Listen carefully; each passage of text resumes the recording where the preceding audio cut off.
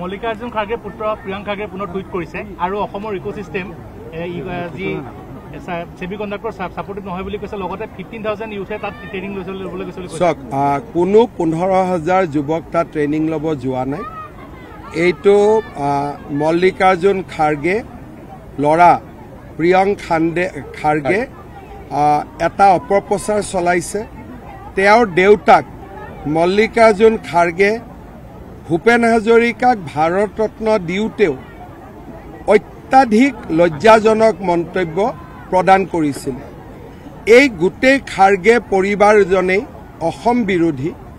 বাপেকে ভূপেন হাজৰিকাক অপমান কৰিছে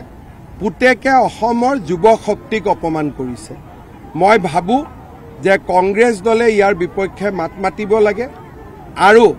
কংগ্ৰেছ দলে তেওঁক বুজাব লাগে অসমৰ সংস্কৃতি কি অসমৰ যুৱ শক্তিৰ ক্ষমতা কিমান